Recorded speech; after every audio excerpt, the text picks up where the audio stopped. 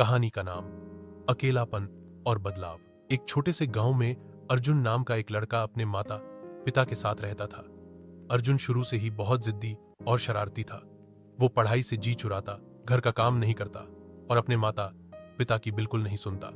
माँ उसे प्यार से समझाती, पिता डांटकर उसे राह पर लाने की कोशिश करते, मगर अर्जुन पर कोई असर नहीं होता। मोहल्ले वाले भी उसके व्यवहार से परेशान रहते।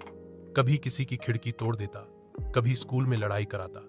उसके माता पिता का दिल बहुत दुखता था, लेकिन वे हमेशा यही सोचते कि एक दिन वो समझदार हो जाएगा। फिर एक दिन जब अर्जुन 12 साल का था, उसके जीवन में एक ऐसा हादसा हुआ जिसने उसकी पूरी दुनिया बदल दी। अर्जुन स्कूल गया हुआ था और उसके माता पिता शहर किसी जरूरी काम से जा रहे थे। लौटते समय उनका सड़क दुर्घटना में निधन हो गया। जब यह खबर अर्जुन तक पहुंची तो वह स्तब्ध रह गया। उसका सारा संसार जैसे उजड़ गया। उस दिन के बाद से अर्जुन पूरी तरह अकेला हो गया।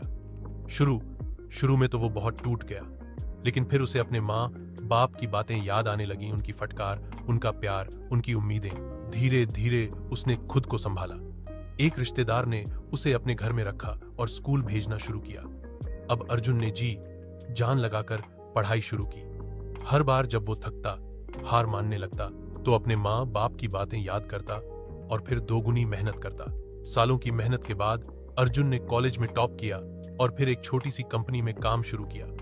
अपने अनुभव और लगन से उसने जल्दी ही खुद की एक कंपनी शुरू की।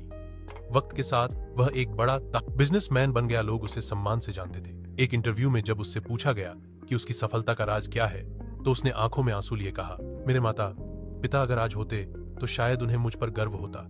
जो कुछ भी हूं उन्हीं की बदौलत हूं। सीख, जिंदगी कब करवट बदल ले कोई नहीं जानता।